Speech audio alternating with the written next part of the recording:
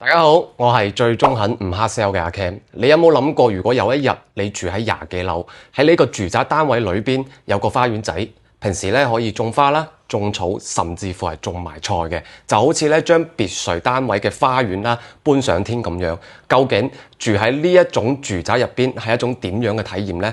呢個咧就唔係科幻片嚟嘅，呢種樓佢有個專業嘅稱呼啦，叫做第四代住宅。你亦都可以叫佢空中森林花園。而呢種產品咧已經喺中國賣爆啦，實用面積去到120%，比周邊嘅屋苑貴30%，開盤就賣爆。呢啲聽起身好似都好美好，但背後咧亦都有佢踩氹嘅地方嘅，例如係滋生蚊蟲啦、建築結構嘅安全問題。今日我就詳細同大家嚟介紹下啦，何為4.0住宅？究竟係居住創新，還是係交緊智商稅呢？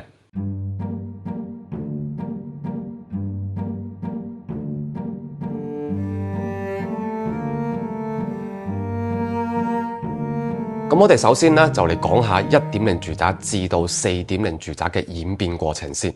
我哋先將個畫面調翻去上個世紀70年代嗰陣時咧，內地就誕生咗啦現代住宅嘅雛形，就係1.0住宅嘅。內地就叫筒樓啦，外形同建築嘅結構咧，同香港上世紀50至到60年代嘅公屋係類似嘅，亦即係咧徙置樓啦。大家咧住喺入邊要共用廁所啦、廚房，甚至乎係水龍頭嘅。咁啊，到咗90年代咧，就有咗2.0住宅啦。你住緊嘅單位裏邊咧，開始有咗獨立嘅露台啦、獨立嘅廚房、沖涼房。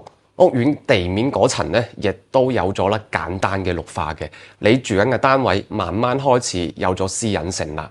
咁啊，內地咧去到2010年左右啦，3.0住宅就橫空出世啦，亦即係咧現時大家比較常見嘅住宅產品。3.0住宅咧開始對屋苑嘅公共設施進行改造，例如係私家車唔可以入地面嘅花園啦，實現人車分流。進一步咁樣保障到住戶嘅人身安全嘅。屋苑開始引進咗物管公司去管理成個屋苑，你所住嘅屋苑咧開始有咗公建配套啦，例如係兒童嘅玩樂設施啦、會所、泳池或者係社會老人中心等等嘅，亦都係因為4.0住宅嘅面世。舊時代嘅3.0產品咧，亦都開始啦劈價促銷而維持銷量嘅。大家記得訂閱我哋嘅頻道，後續嘅影片咧，我哋頻道亦都會同大家啦去介紹翻現時中山、珠海嘅3.0住宅劈價系列啦。最後就到4.0住宅啦。4.0住宅最大嘅特點就係每一伙都有一個巨型，可以稱得上空中庭院嘅露台，而且咧住宅嘅實用率啦，真正意義上咧突破100%。會所嘅設施進一步升級啦。中國歷史上第一個4.0住宅就係位於成都喺2017年開賣嘅7·1城市森林花園啦。咁啊由清華建築設計學院設計嘅，因為佢前無古人嘅產品力啦，開盤當日咧所有432伙單位全部售罄。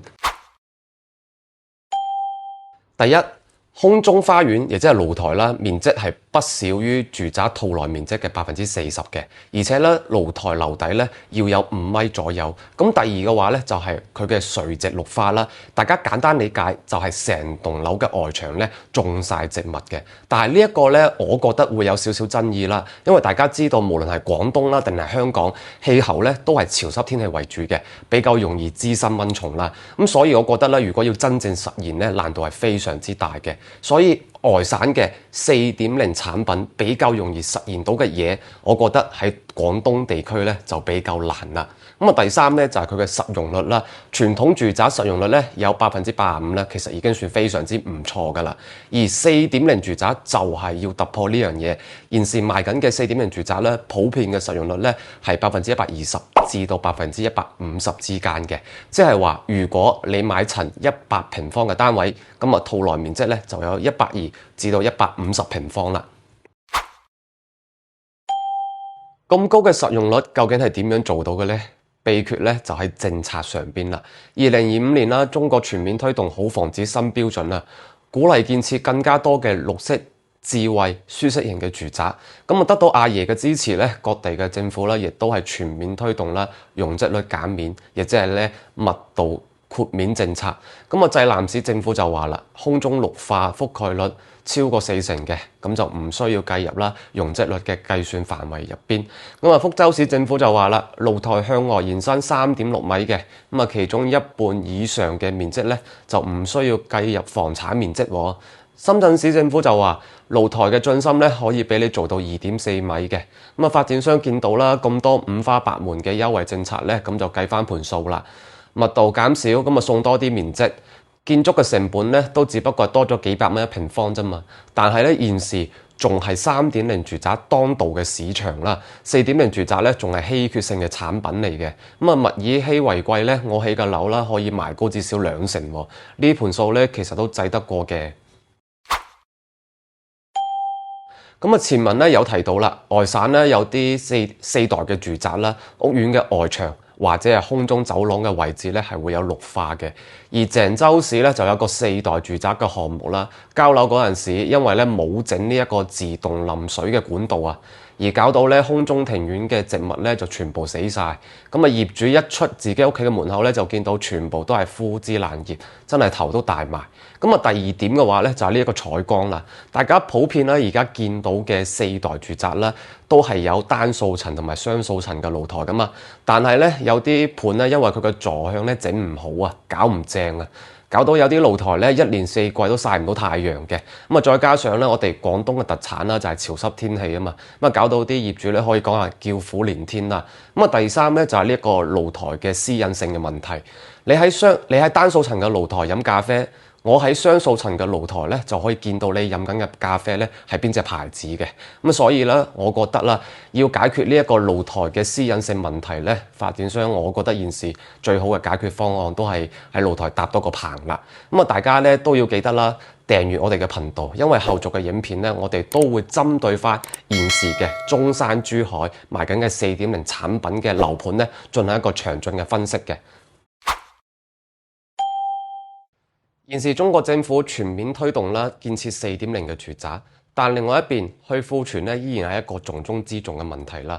部分城市嘅3.0住宅咧產量依然係過剩嘅。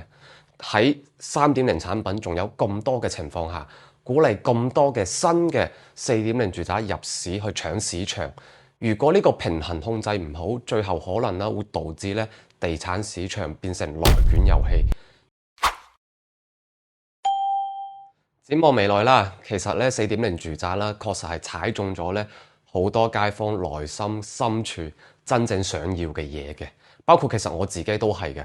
大部分街坊夢想中嘅屋企，無非就係廳大、房大，有個大露台，閒時咧可以響露台度啦種下花花草草，放鬆嘅時候咧可以坐響個露台度飲杯咖啡，發下吽哣，曬下太陽，讓自然咧真正咁樣回歸返我哋日常嘅生活。